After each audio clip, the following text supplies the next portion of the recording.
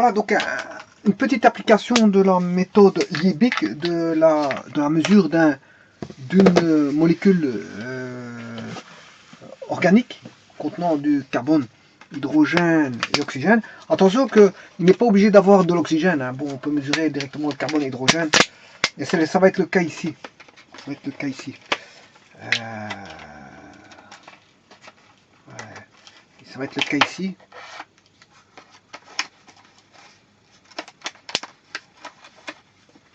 Alors, je vous rappelle la méthode Liebig, qui est le passage par un four à combustion.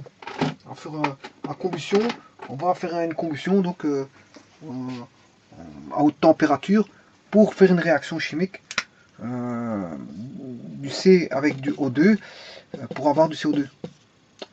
Bon, la méthode a été explicitée complètement dans une vidéo, je ne vais pas recommencer la méthode, mais tout simplement ici c'est pour vous dire qu'en gros le C provient, voilà, j'ai encore le dessin qui est ici, on va insuffler de l'oxygène qui va réagir avec un échantillon organique contenant du CHO. Il n'est pas obligé de contenir de l'oxygène, je vous le dis tout de suite, hein. Il peut contenir de l'hydrogène, du carbone, et il peut contenir de O, comme il peut ne pas en contenir. Eh bien, quand on met un échantillon, qu'on a pesé la masse, rien qu'en pesant la masse de l'échantillon, eh bien, en insufflant de l'oxygène, en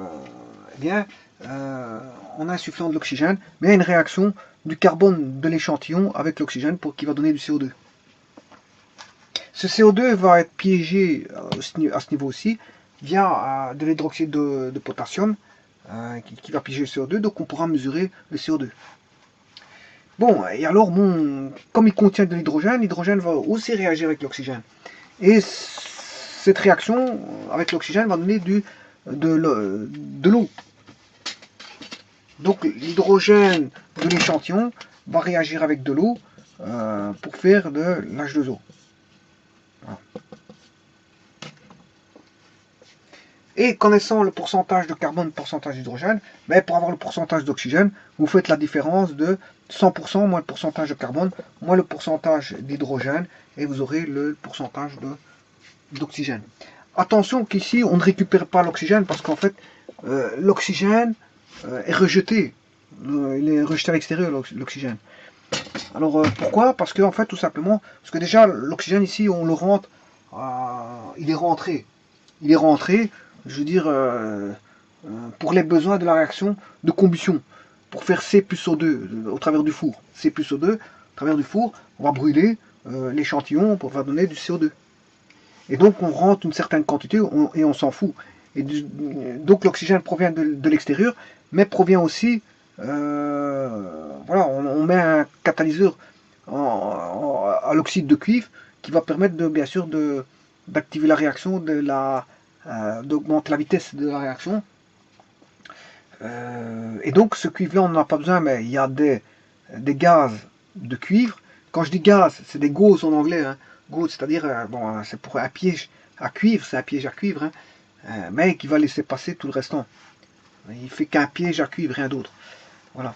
Et donc ce cuivre-là, il est piégé pour pas qu'il rentre en mesure quoi que ce soit, comme trace de quoi que ce soit qui vienne, je veux dire, perturber la réaction. Elle intervient, mais on essaie elle intervient dans on va dire la catalyse, la vitesse de réaction, mais on essaie d'en faire en sorte qu'elle n'intervienne pas dans la réaction proprement parlée. Elle intervient uniquement en tant que voilà, catalyseur, mais rien d'autre. Puisqu'en fait, ce qui va ressortir d'ici, c'est de l'oxygène, plus CO2, plus H2O. On piège l'eau ici. On a un absorbeur à eau ou un piège à eau. On récupère l'eau. Bien sûr, là, on sait qu'on récupère de l'eau qui est en excès. Voilà, on a de l'eau là. Grâce à quoi? Grâce à du chlorure de calcium. Du chlorure de calcium anhydre. Et alors on récupère le CO2 allez, du KOH et on sait mesurer l'eau, le CO2 et on a pesé bien sûr l'échantillon. Donc connaissant le CO2, on pourra calculer le pourcentage de carbone. Connaissant l'eau, on pourra calculer le pourcentage d'hydrogène. C'était fait dans une vidéo, j'ai tout expliqué de A à Z dans cette vidéo-là. Et voilà, j'ai même élaboré les formules. Et les formules sont ici. Donc il suffit de faire ce calcul-là, 300 sur 11, 100 sur 9. Voilà, c'est toujours 300 sur 11 ici, puisque c'est toujours du carbone. Hein. Voilà, c'est toujours du carbone. C'est toujours du CO2. Et c'est toujours 100 sur 9 parce que c'est toujours l'hydrogène. Et c'est toujours de l'eau. Voilà. Alors, voyons voir. Maintenant, j'ai des données brutes qui sont données dans un tableau. Et on va utiliser ces données brutes pour les mettre ici pour calculer ça. Alors, il y a deux tableaux possibles. Enfin, deux tableaux donnés. Je m'excuse, deux tableaux donnés. L'un, bon, on a l'échantillon qui mesure 0,1 g. Ouais. Et l'autre, il est un peu plus lourd. Il fait 0,237 g. Oui. Ça, c'est une chose. Il y en a un qui donne 0,275 g plus que 0,1. C'est normal parce que l'oxygène est insufflé. Il est insufflé de l'extérieur. Donc, fatalement, on se retrouve avec une masse plus grande que l'échantillon. C'est normal. On a 0,272 g, 275 g qui est plus grand que 0,1, qui est la masse de l'échantillon mesurée. Alors là, on a 0,652. C'est pareil. Comme l'oxygène est insufflé de l'extérieur, ben on a plus que la masse de l'échantillon qui est 0,237 g. Voilà. Alors, l'eau, là, on a 0,78 g d'eau et là, 0,225 g d'eau. Voilà. Alors, la différence entre les deux, c'est que là, on n'a pas la masse molaire. Donc, on ne sait pas ce qu'on va avoir. On a juste un pourcentage.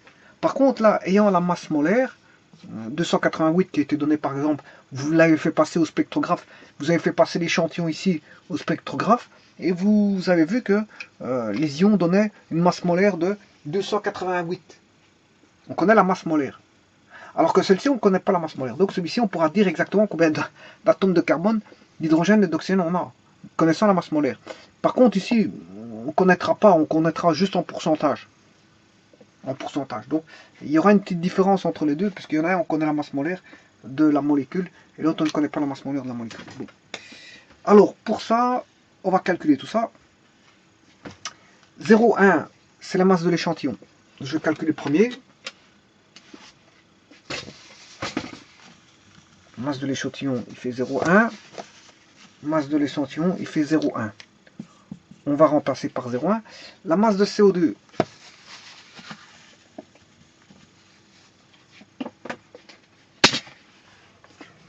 elle vaut 0,275. 0,275. Et la masse de d'H2O, 0,225. Bon.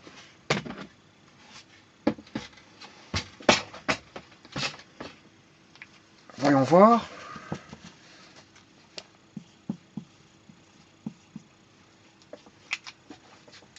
La calculette sur 0,1. Alors, 0,275.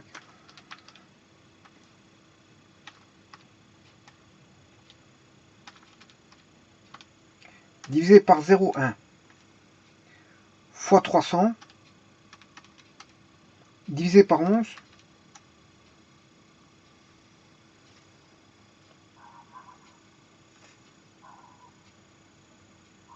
voilà, j'ai 7,5 il est en scientifique, hein, fois 10 exposant 1 et un petit exposant là-bas, ce qui fait 75%. On a 75% de carbone ici.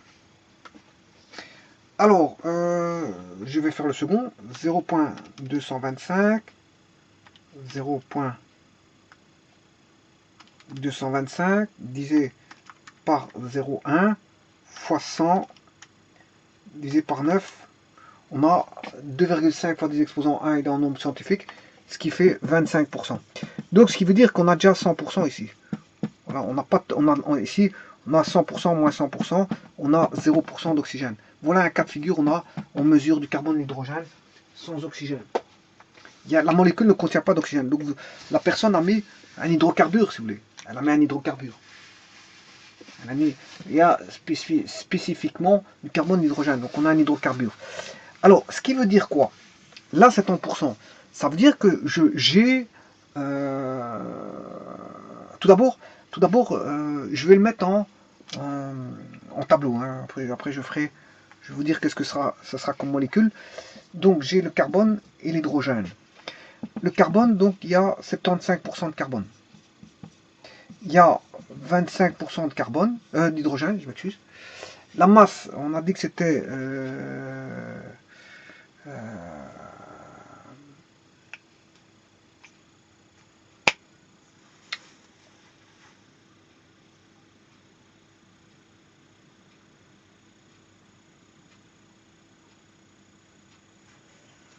75%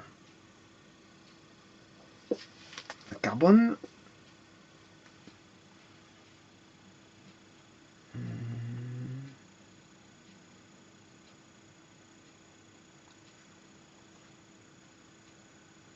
Donc on a 0,1 g.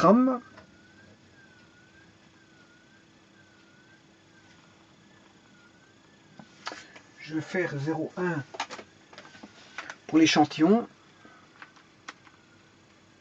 0,1 g fois 75 divisé par 100. Voilà, on a 0,075. Puisqu'on a 75% de 0,1, ce qui fait 0,075 g. Voilà, 0,075 g de carbone. Et là, fatalement, on aura, on aura 0,025 g. Hein. J'ai le complément. J'ai le complément à 0,1. 0,075 plus 0,025 fait 0,1. Puisqu'on aura 0,100. Le total fait 0,1. Ce qui fait 0,100. Et 0,100 c'est 0,1. On a ceci. 0,1. Donc 0,1 g. Voilà, on a le total fait l'échantillon. La masse de l'échantillon. La masse de carbone et la masse d'hydrogène fait l'échantillon. Alors, en mol, 0,075 g, sachant que le carbone, c'est 12 grammes par mol. Donc, pour une mol, c'est 12 grammes. J'ai moins d'une mol, bien sûr. Hein. Donc,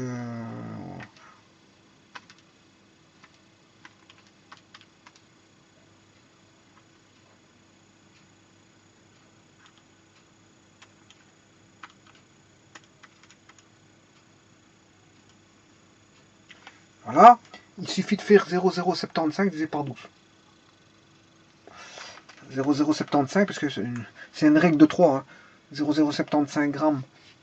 Voilà, combien de moles y a-t-il? Ben, sachant que dans une mole, il y a 12 grammes. Ben, dans 0,075 grammes, il y a 0,075 divisé par 12. Ce qui fait 6,25 fois 10-3 moles. Voilà. Et si vous faites la même chose, simplement, je vais diviser par 1. Et si je divise par 1, parce que c'est 1 gramme dans une mole, ben, ce qui fait 0,025. Ce qui fait 25 fois 10-3.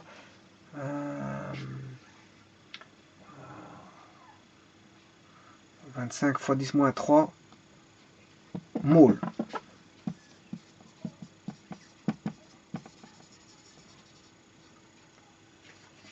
Plutôt ceci, mole.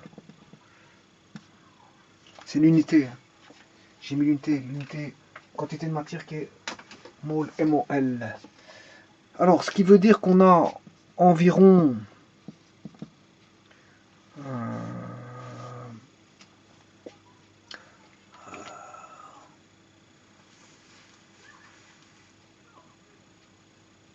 un rapport de, si je considère que lui vaut 1, s'il lui fait 1, il suffit de faire la division de 1 par rapport à l'autre, 25 fois 10-3. Donc, si vous voulez, 0,025 divisé par 6,25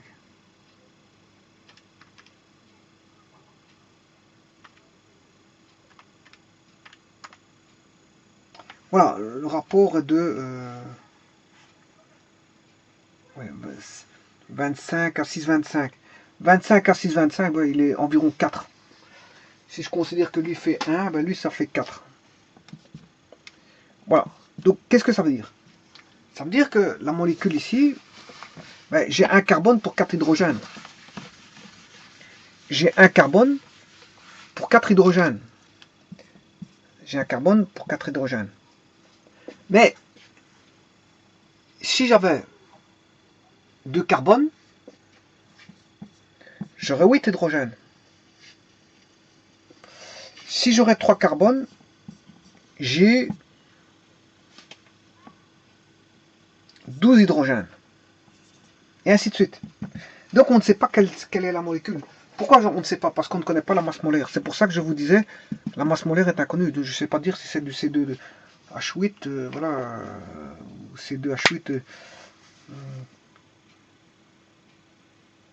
ou de C3H12, peu importe.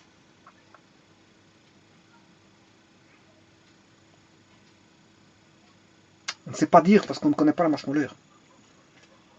Donc en tous les cas de figure, ce sera CNH4N.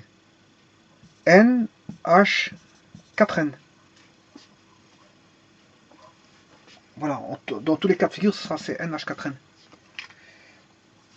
2 fois 4, 8, 1 fois 4, 4, 3 fois 4, 12, etc. Mais pourquoi? Parce que je ne connais pas la masse molaire. Bon, maintenant, refaisons le calcul. Donc c'est pour ça que je vous dis qu'on ne connaît qu'uniquement en pourcentage. Hein, en pourcentage.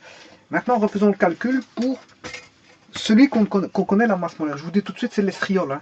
Ça va être la formule de l'estriol. Bon, alors, 288. On va refaire le calcul. Pour 0,37. Donc 0,37, c'est la masse de l'échantillon. Sur la masse de CO2, 0,37 sur la masse de l'eau. Voilà.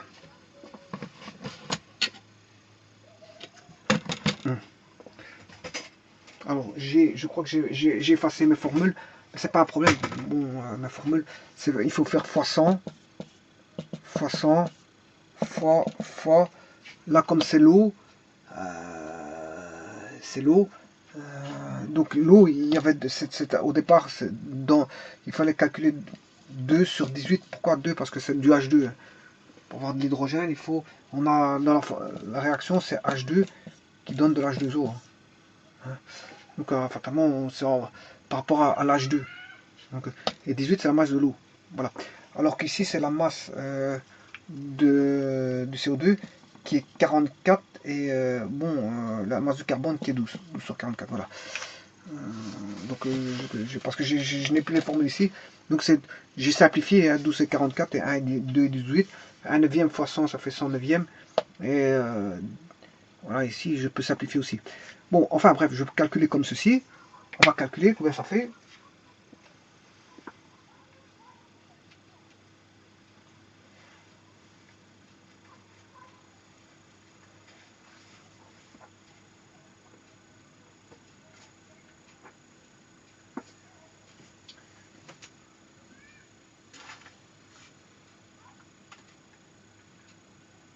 Bon, donc 12 divisé par 44. J'avais déjà fait ce calcul-là, hein, bon, dans une vidéo. 652 fois 100. Voilà, j'ai 7,5. 75%.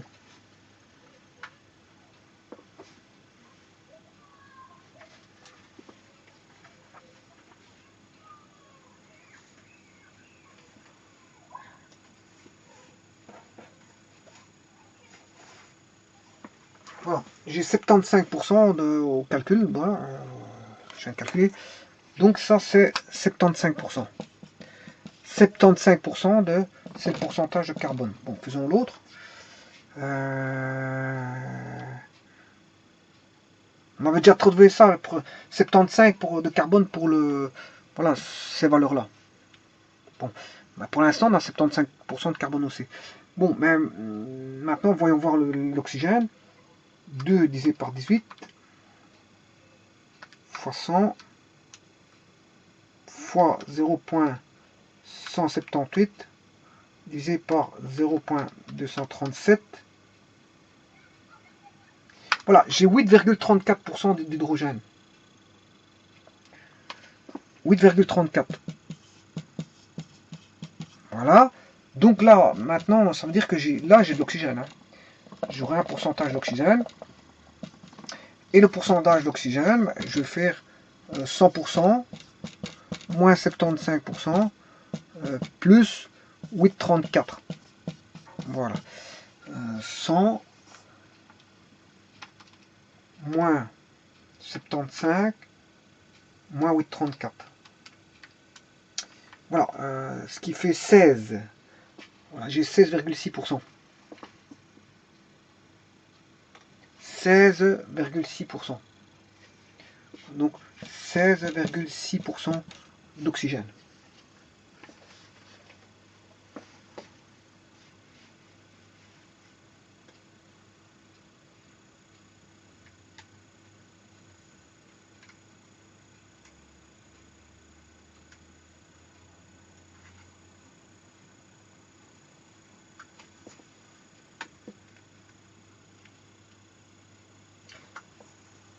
Bon, ceci étant fait, on va calculer le nombre de moles.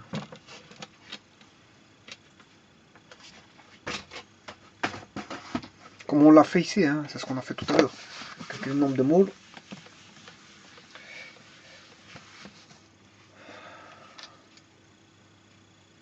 Donc le pourcentage de carbone, il faisait combien? 75%. On va calculer pour 100 grammes. Hein. Voilà, je vais calculer sur une base de 75% sur une base de 100 grammes. Ce qui fait, j'ai 75 grammes. 75 grammes divisé par... c'est sur une base de 100 grammes, hein, c'est 75% de carbone, mais je calcule sur une base de 100 grammes. Ce qui fait 75 grammes divisé par 12. Pour avoir le nombre de moles. Et puis, bon, sur une base toujours de 100 grammes, 8,34% constitue 8,34 grammes. Divisé par 1 gramme, parce que l'eau c'est l'hydrogène c'est 1 gramme. Une mole d'hydrogène c'est 1 gramme. Alors, et l'oxygène c'est 16,6% sur une base de 100 grammes, ce qui fait 16,6 grammes. Le tout divisé par la masse de l'oxygène qui vaut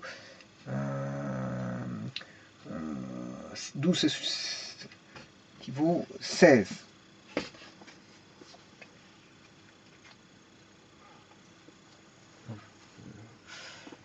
Alors, on va calculer ça. Prenons voir la machine. 75 grammes divisé par 12. Voilà, on a 6,5 moles, 6,25 moles de carbone. 8,34 divisé par 1, c'est 8,34 moles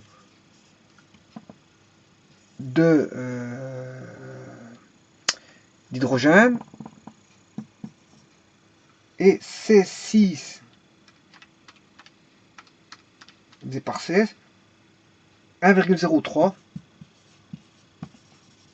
moles d'oxygène. Voilà.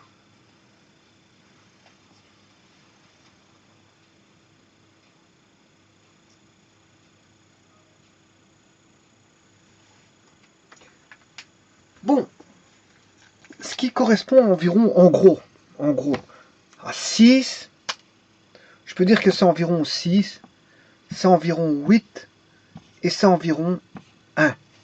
On va dire ça comme ça. Ce qui veut dire que j'ai du C6, H8, O. Bon. Voyons voir. C6, H8O. Je m'excuse.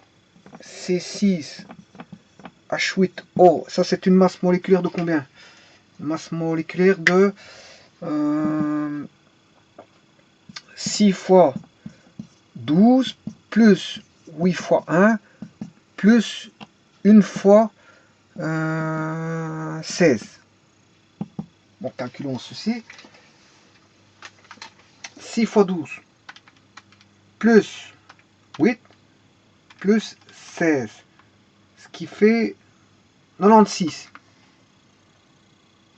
Attention qu'il a mon nombre scientifique, donc j'ai un exposant 1 là-bas, je vous le dis encore une fois. C'est pas 9,6 qu'il y a, hein, c'est 9,6 exposant fois 10 exposant 1. Donc ce qui fait une masse moléculaire de 96. Voilà. Ça c'est la masse moléculaire du C6H8O. Mais attention qu'ici on nous donnait une masse moléculaire donnée. 288. Elle vaut pas ceci, elle vaut pas 96, elle vaut 288. Donc je connais le rapport. 288. Ben, il faut faire 288 divisé par 96 et j'aurai le rapport d'atomes. En masse moléculaire, 288 divisé par 96, 288 divisé par 96, ce qui fait environ 3, le rapport fait 3. Donc je dois dédoubler la molécule par 3. Ce qui fait c'est 3 fois 8, 6 fois 3, 18, 8 fois 3, 24, O3. Voilà exactement la molécule d'estriol. C'est la molécule d'estriol, c'est 18. H24O3, c'est la molécule d'estriol. Voilà. Et là, on sait déterminer exactement quel type de molécule qu'on en a. Pourquoi? Parce qu'on nous donne la masse moléculaire. Hein. La masse moléculaire ici était donnée.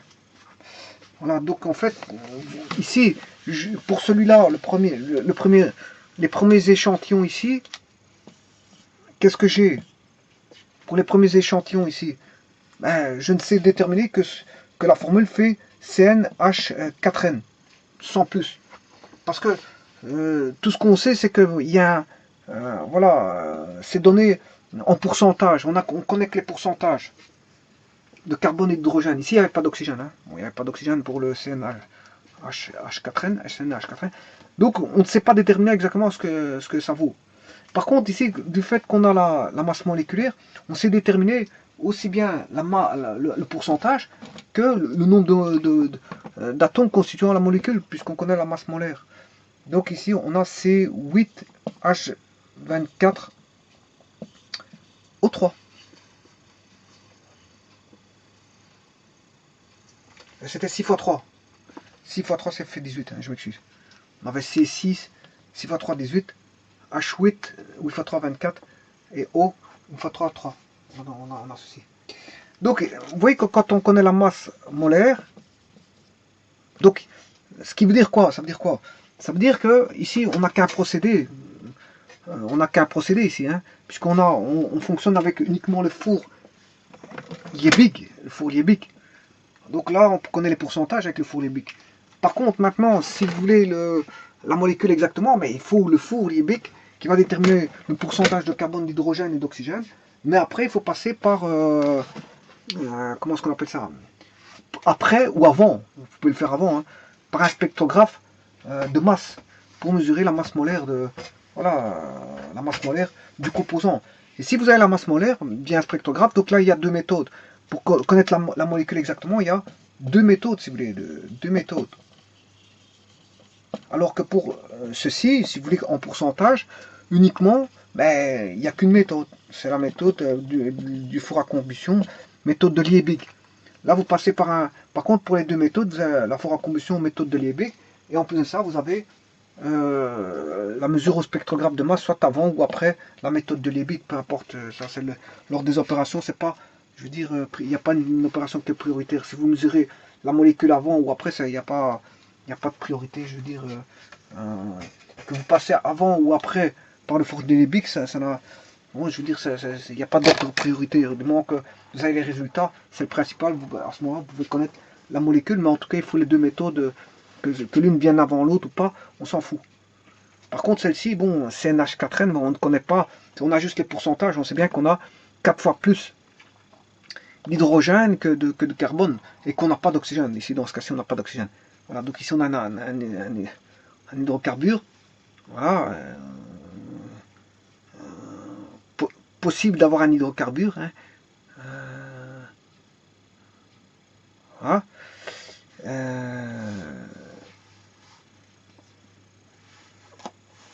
CnH4n. Alors, quand est-ce qu'on a CnH4n?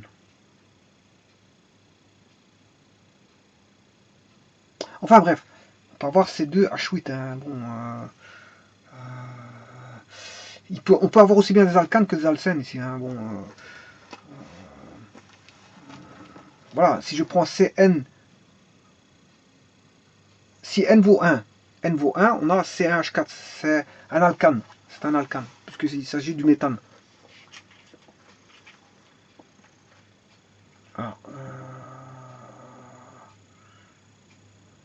maintenant, il faudrait voir les insaturations, parce que c'est vrai que ça doit répondre à des formules. C'est pas dit qu'on a forcément des alcanes là-dedans. Hein. On a des hydrocarbures, oui, mais qu'est-ce que c'est? Faudrait voir. Il faudrait décortiquer ça de toutes les façons possibles pour voir qu'est-ce qu'on peut avoir à chaque fois. En tout cas, si j'ai C1H4, ça c'est sûr et certain, c'est un alcane.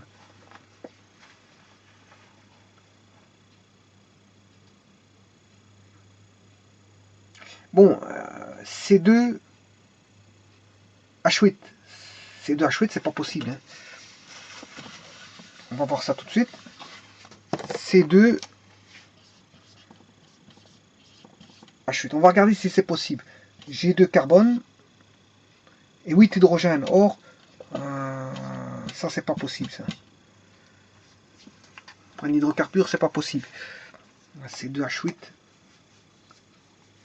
c'est pas possible.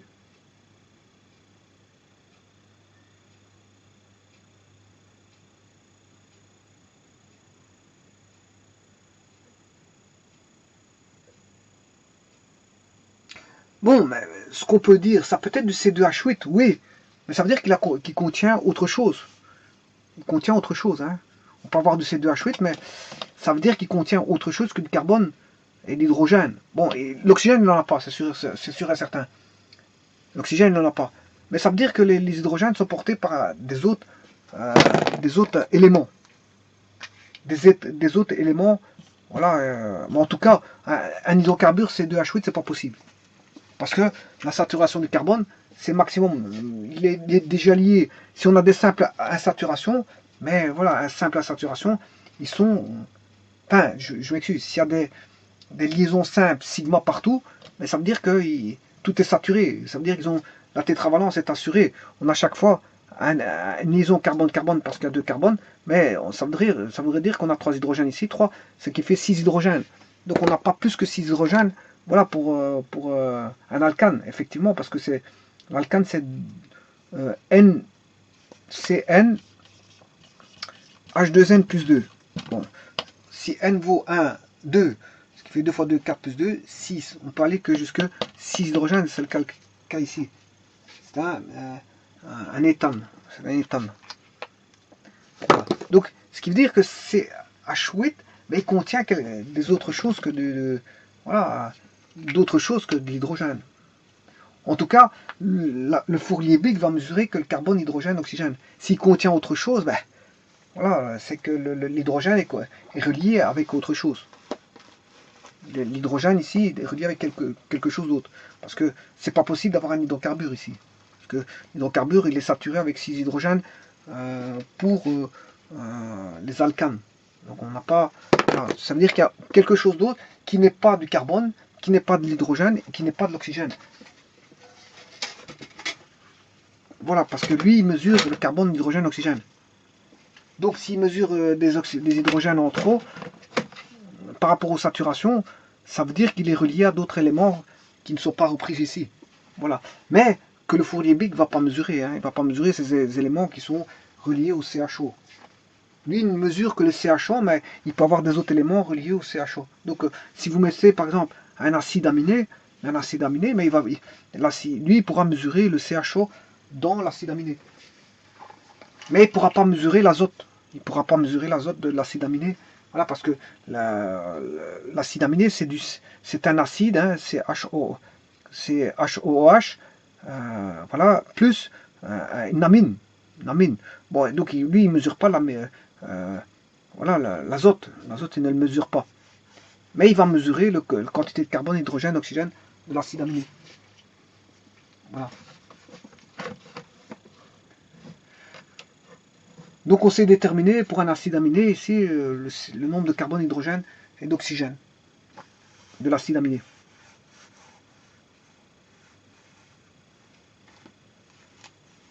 Donc en fait, il mesure exclusivement que le pourcentage de carbone, d'hydrogène, d'oxygène. Et si maintenant vous avez la masse moléculaire du composé, ben on s'est retrouvé exactement quelle est, quelle est sa molécule exactement. Quelle est sa molécule exactement. Voilà, je vous remercie.